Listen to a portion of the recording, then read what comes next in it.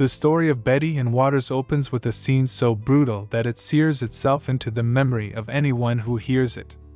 It was 1980 Massachusetts. Inside the modest home of Katarina Brow, blood had turned the kitchen and bedroom into an unspeakable crime scene. The woman had been murdered with savage violence, with no hint of mercy in the blows that ended her life. In the aftermath, suspicion fell on Kenneth Waters, known to his loved ones simply as Kenny or Maddie. The authorities moved swiftly. In prison, behind a heavy steel door, Kenny waited, the weight of the Commonwealth's accusation pressing down on him harder than the iron bars ever could. Only when his sister, Betty Ann, came to visit did the shadows lift from his eyes long enough for a tired smile to appear, one of the few times he allowed himself to feel human behind those walls. Outside that cold cell, Betty Ann's own life was hanging by threads frayed from overwork and relentless worry. She was a single mother trying to keep her family afloat, while working shifts as a waitress and attending college classes she barely had time to prepare for. Her children did their best to help, doing chores without complaint, understanding far too young that their mother was fighting a battle bigger than any of them. Often Betty Ann missed milestones in their lives. Birthdays, school plays, moments she could never get back.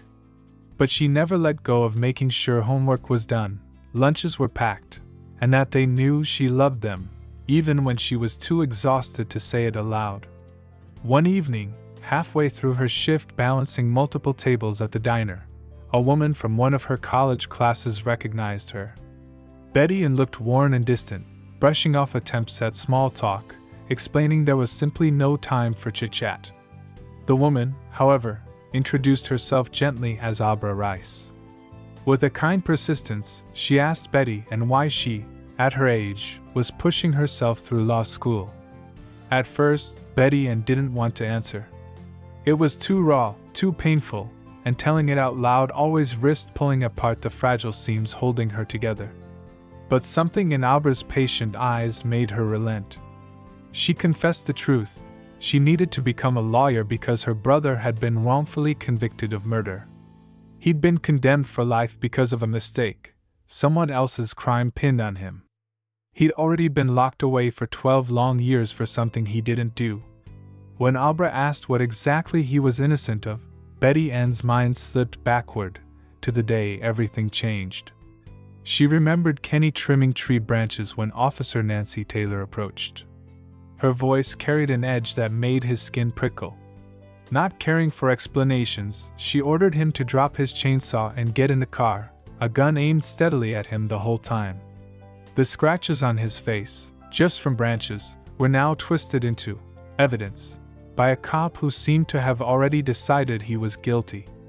Betty Ann rushed to the station, desperate to see him, but was turned away like a beggar at a locked gate. Miraculously, Kenny was released soon after. No evidence meant no charges. He walked out with a cocky grin, brushing past the officers like nothing had happened.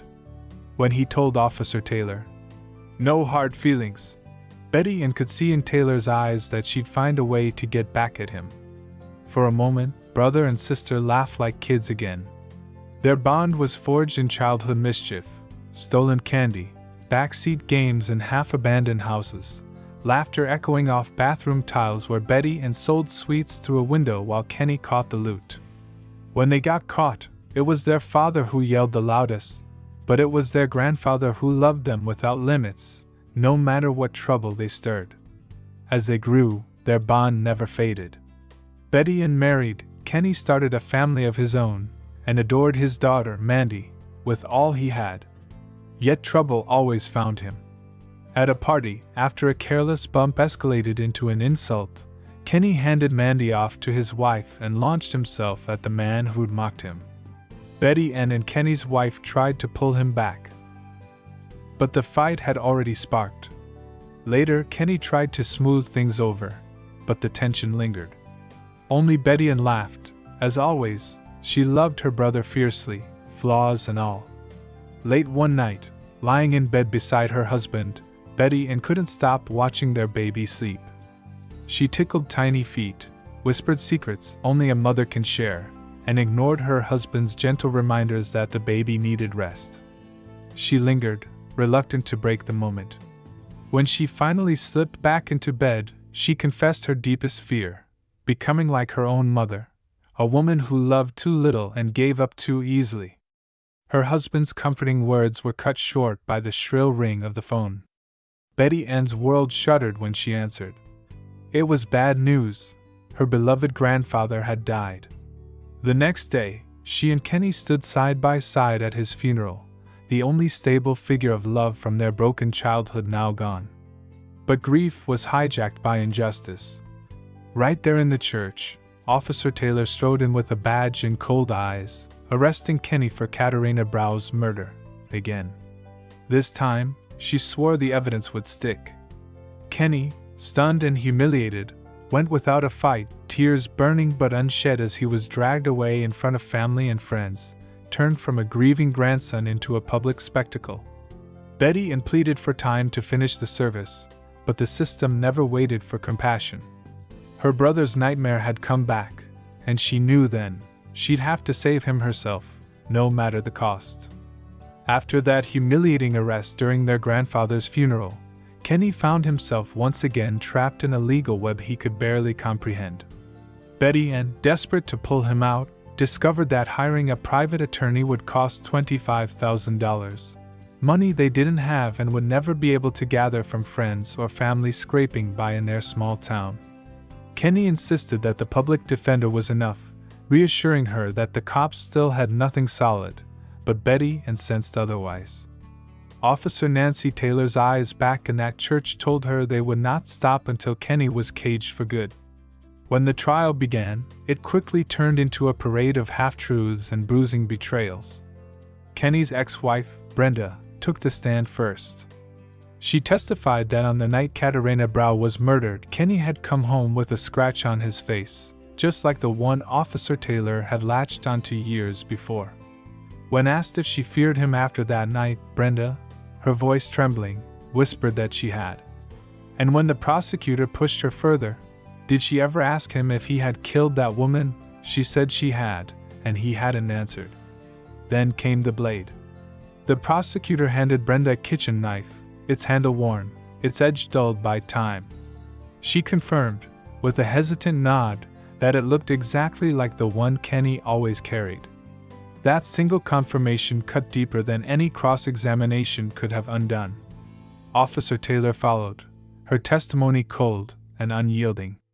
She told the jury there were no proper work logs for Kenny on the day of the murder, and none of his supposed co-workers could confirm where he had been. Then came the photos, grainy, gruesome reminders of the bloodied kitchen and the brutal end Katerina Brau had met. A medical examiner declared that the victim's blood type didn't match the second blood sample at the scene. That one matched Kenny's blood type.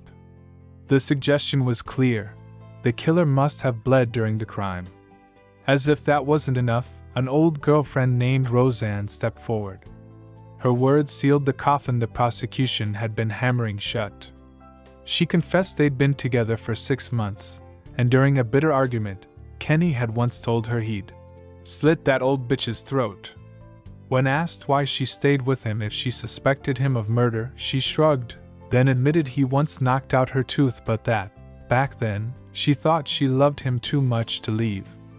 The jury shifted uncomfortably. Some looked away. But the damage was done. To crush what little hope remained, the prosecution dragged their mother into court. Frail, shoulders hunched, eyes darting anywhere but at Kenny, she was forced to answer questions about her son's past. Did he break into houses as a boy? Yes. Did he have a temper? Yes. Each answer fell like a hammer on Betty Ann's resolve. The truth was more complicated. Yes, Kenny and Betty Ann had trespassed as kids, but those break-ins were innocent adventures in empty summer homes, a place to steal candy and escape the chaos at home. When the cops caught them, Kenny, barely more than a child, had punched an officer to protect Betty Ann. That spirit, reckless but loyal, was now twisted into proof of a lifelong criminal heart. During a break in the proceedings, Betty Ann sat with their mother in a dim hallway, nursing a bitterness she couldn't hide. She despised the woman for failing them when they were young, for not fighting harder for Kenny now. Their mother, trying to justify herself, claimed Kenny had always been wild, dangerous even. The words were poison. Betty Ann shot to her feet, ordered her mother never to speak of Kenny like that again, and walked away, more certain than ever that she alone had to fight for him. Then came the verdict. First-degree murder. Life without parole. A sentence with no expiration date. Kenny staggered, clinging to the railing for balance. Betty Ann squeezed his hand, whispering a promise as the guards took him away. She would find a way. She would not let the system bury him alive. Years passed. Kenny, locked in a cycle of rage and hopelessness, lashed out at guards and inmates alike. When they denied him phone calls, he rioted until they threw him into solitary confinement. Meanwhile, Betty Ann tried to hold together what was left of her life, her marriage to Rick, her 2 sons, and the relentless grind of her job and night classes. Rick begged her to let Kenny go, to accept that some things couldn't be fixed, but the thought of abandoning her brother was unthinkable. Kenny's despair was hers to carry, even when it threatened to drown her too. Then came the call that broke her. Kenny had attempted suicide in his cell. Betty Ann raced to the prison, her hands trembling on the steering wheel. She sat by his side afterward, pleading with him to promise never to do it again. But Kenny, hollowed out by years of concrete walls and broken faith, couldn't lie to her anymore. He asked her, quietly, painfully, if she was still sure he was innocent. The question ripped through her, but before she could answer, he turned away, too tired to fight for himself any longer. That night, alone in her car, Betty Ann sobbed into the steering wheel. Somewhere between her gasps for air, a truth burned through the sorrow. If the world wouldn't fight for Kenny, then she would. She would become his lawyer, no matter what it cost her. She would stand in that courtroom again, but this time, with the power to tear apart every lie that had chained him to a cell. And so began the longest, hardest fight of her life. Betty Ann's decision to become her brother's lawyer was not just a promise, it became the axis around which her entire existence spun. She filed for separation from Rick soon after Kenny's suicide attempt. The marriage, already strained to the edge by endless worry and missed family dinners, snapped under the weight of her mission. Now alone, Betty Ann balanced motherhood, a crushing workload, and law school, all while fighting a legal system designed to crush people like Kenny into silence. Nights blurred into early mornings. She dozed off at the kitchen table with textbooks spread around cold coffee cups. Her sons, Richard and Ben, watched their mother slip further from them each day. They never said it outright, but their eyes asked the question she dreaded most: did Kenny matter more than they did? Kenny, locked away, began to change too. Each visit, Betty Ann noticed fresh tattoos crawling up his arms, badges of survival inked on skin that had known too much punishment. He still found scraps of humor to tease her with, calling her the smartest, most stubborn person he'd ever met. But she could see it, the loneliness carving deeper lines in his face, the flicker of hope fighting a losing battle against concrete walls and steel doors. One afternoon, Betty Ann's strength cracked. Picking up her boys from Rick's place, she heard Richard's small voice ask if maybe they should just stay with Dad for a while.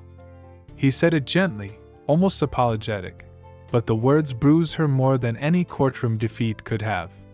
She forced a smile, hugged them tightly, and agreed. The house emptied overnight. No laughter, no toys underfoot, only the cold echo of her own footsteps and the relentless buzz of legal documents. Without the distraction of her boys, depression stalked her. Dishes piled up, unopened mail spilled across the kitchen counter, and classes slipped through her fingers like water. When she did drag herself to lectures, she sat hollow-eyed, absorbing nothing. Then, as if from nowhere, Abra Rice appeared again. She found Betty Ann slumped at home, drowning in her failure, and reminded her in a firm but gentle voice that dropping out now would make every sacrifice worthless. If she wanted to free Kenny, She had to stand up, wash her face, and get back to work. Betty Ann, ashamed but grateful, pulled herself together. Back in the classroom, something unexpected gave her the first sliver of real hope: DNA evidence. A lecture about the evolving science of DNA testing lit a spark inside her exhausted mind. She realized that if she could find the old crime scene samples, they could prove Kenny's innocence once and for all. Back then, the courts hadn't had the tools to run DNA tests. Now they did. It could be the key that unlocked her brother's cell forever. With newfound purpose, she dug through every book, every case file she could get her hands on.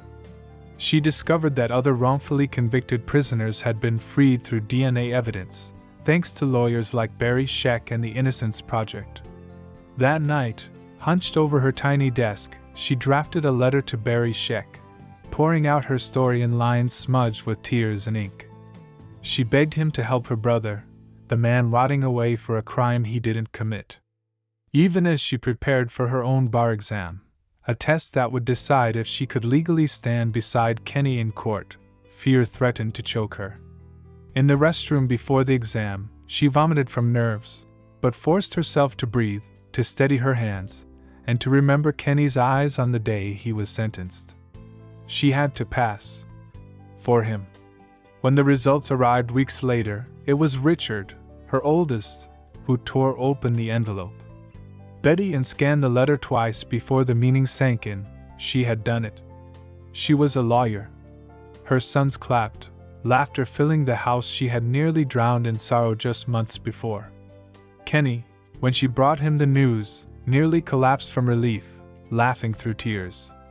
For the first time in years, his smile didn't look forced.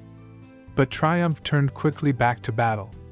Betty Ann called every courthouse, every dusty archive, hunting for the evidence box from 1983. Again and again, clerks told her the same thing: destroyed, lost, gone. Each door slammed in her face only hardened her resolve. She even impersonated Abra on the phone once, bluffing her way into old police storage records. When Abra found out, she wasn't even mad, just proud. They laughed over coffee, the warmth of friendship battling back the cold emptiness that had ruled Betty Ann's nights for too long. Finally, deep inside a musty police station in Ayer, Massachusetts, where Kenny's nightmare had first begun, an old officer recognized Betty Ann. Her relentless questions, her refusal to give up, made him open a creaking storage door. Inside sat a battered box, dusty but intact. The labels were faded, but the truth they held inside still burned bright. Betty Ann signed her name on it, underlined it twice, and wrote in block letters, "Do not destroy." For the first time in nearly 2 decades, hope felt real enough to touch. Finding that dusty evidence box reignited Betty Ann's hope, but it also flung her into the most grueling stretch of her journey. The box alone did not guarantee Kenny's freedom. She needed to prove the evidence inside could speak clearer than the false testimonies that once buried him alive. Back at home, she unpacked the contents over her kitchen table late at night. Blood samples, crime scene photos, a knife wrapped in a brittle bag marked as murder weapon. She stared at it all, the same relics once twisted into a narrative that chained her brother to a cell for life. Now science, cold and partial, could expose that narrative for the lie it was. She contacted Barry Scheck again, informing him she had the evidence secured. Barry's voice, calm but cautious, reminded her that Massachusetts prosecutors were notorious for protecting old convictions at all costs. Even with the truth staring them in the face, they would fight back. He agreed to consult, but warned her it could take months, sometimes years, to force the state to test the samples and admit what the DNA showed. Betty Ann could feel time draining like water through her hands. Kenny's letters from prison, which once brimmed with sarcasm and stubborn optimism, had grown shorter and more resigned. He wrote of fights he could no longer avoid, of days so repetitive they bled into each other, and of a faith that flickered dangerously close to extinction. He needed the truth now, not in some distant courtroom victory. Determined to keep the fight alive, Betty Ann returned to the courthouse with Abra at her side. Together, they filed motions, submitted preservation requests, and braced for the state's resistance. When clerks or officers pushed back, Betty Ann leaned in harder, her voice calm but unyielding. Years of being dismissed as the sister were gone. Now she spoke as an attorney who knew exactly what was at stake. Between hearings, she still worked her shifts, paid overdue bills, and tried to be a mother to boys who had learned not to expect goodnight kisses or Saturday pancakes. When Richard and Ben did visit, they found her surrounded by manila folders and highlighters, explaining legal motions instead of asking about school. They were proud of her, she could see it in their patient nods. But sometimes their eyes hinted at an ache she wished she had time to soothe. At night, when even Abra fell asleep on the couch, Betty Ann sat at her kitchen table, examining blood type charts and reading every scrap of the old forensic reports. She discovered what no overworked public defender or sloppy investigator had cared enough to see. The victim's blood type was different from the second blood sample at the scene, evidence that should have cleared Kenny from day one. With this, she cornered the new district attorney's office for a meeting. She laid out the facts, piece by piece, every word honed by the quiet rage of a woman who had spent 2 decades choking on someone else's lie. They listened, scribbled notes, then shrugged. They needed more. More came slowly. Betty Ann tracked down Roseanne, Kenny's old girlfriend. Time had not been kind to her. When they met, Roseanne was a shadow of her younger self, haunted, defensive, yet in moments of raw honesty, desperate to confess that Officer Nancy Taylor had threatened her into lying on the stand. But when pressed to swear this in front of a judge, fear eclipsed regret. Roseanne trembled at the thought of testifying against the police who once terrified her. Betty Ann's next visit was to Brenda, Kenny's ex-wife, the woman who once told the jury he returned home scratched and silent the night Katerina Brow died.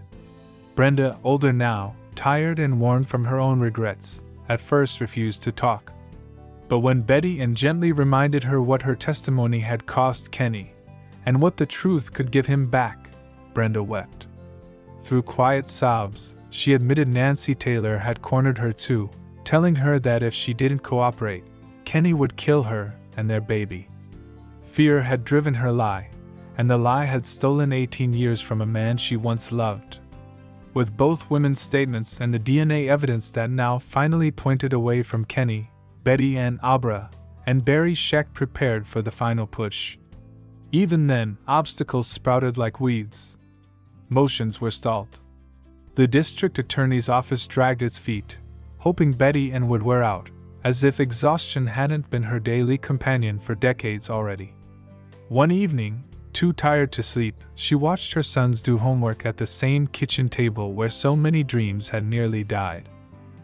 She realized how much they had sacrificed too, growing up with a mother who fought so hard for her brother that sometimes she forgot she was fighting for them, too. But when the day finally came, when the lab confirmed the DNA at the crime scene could not possibly be Kenny's, the walls that once seemed immovable began to crack. The district attorney's office had no choice but to accept the evidence. They still hesitated, but the press was circling now, and the truth was louder than politics. In June 2001, Kenny Waters walked out of prison a free man. Betty Ann stood waiting at the gates, her hands trembling, eyes flooded with 1,000 sleepless nights' worth of tears. When he stepped into the sun, he hugged her so tightly she felt every year they had lost dissolve in that embrace. A sister's promise, once whispered through bulletproof glass, now carried them both back into the world, whole again, even if scarred forever. Freedom, after 18 years behind steel and stone, felt both weightless and unbearably heavy for Kenny Waters. When he stepped through the prison gate that June morning, the sun seemed brighter than he remembered. The smell of fresh air, simple, clean, alive, clashed with the stale memory of cinderblock walls and disinfectant that had clung to him for half his life.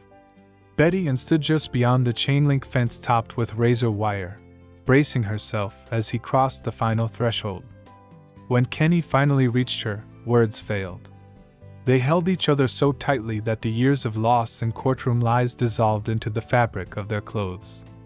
For once, the world around them fell silent. No guards, no judges, no prosecutors, only the fierce pulse of a sister's promise fulfilled. Reporters gathered at a respectful distance, their camera shutters a soft background percussion to a reunion that was too raw for headlines. Betty guided Kenny to the waiting car. He stared at everything: trees, the highways stretching endlessly ahead, the wind through an open window. It was all ordinary, yet to Kenny, it was proof that ordinary life was something stolen and now miraculously returned. Back home, Betty Ann's small, cluttered kitchen became a sacred place for second chances.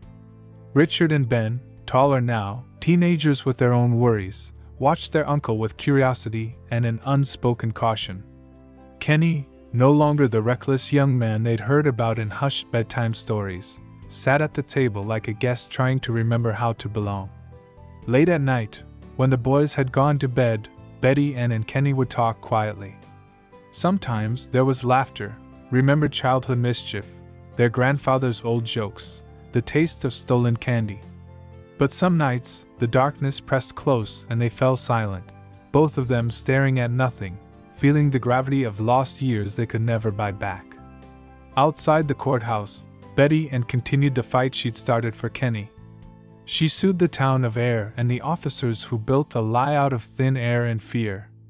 She won a civil settlement, money that could never repay the time ripped away but could, at least, give Kenny a fragile foothold to start over. Nancy Taylor, the architect of his false conviction, never faced trial. The statute of limitations ran out while Kenny counted days behind bars, but the truth stained her name forever. Kenny tried to piece together a life free of locked doors. He dreamed of building a simple home, maybe reconnecting with Mandy, the daughter who grew up believing her father was a murderer. Betty Ann did what she could. She called, she left messages, she explained the truth that years of silence and bitterness had buried deep inside Mandy's heart. Some wounds, though, refused to close neatly. Kenny's time behind bars left scars no judge or jury could erase. He struggled with freedom's demands, simple things like bank forms, job applications, even the noise of an unbarred world. Some days he'd disappear for hours, sitting on park benches just watching people come and go as if trying to memorize how to exist among them. Through it all, Betty Ann stayed near, her fight never fully finished. At night, when sleep came at last, she sometimes dreamed of a version of their childhood untouched by police lights or courtrooms, a world where she and Kenny raced their bikes past the same old trees, laughed at secrets only they understood, and never had to be anything but a sister and brother who loved each other fiercely. In the final pages of their true story, a single truth held steady: justice is not a gift. It is something ordinary people must drag, piece by piece, out of the darkness, no matter how long it takes or how much it costs. And for Betty Ann Waters, no cost was ever too high to keep her brother's freedom alive. If this story moved you, don't forget to like the video and subscribe to our channel for more powerful stories like this one. Thank you for watching.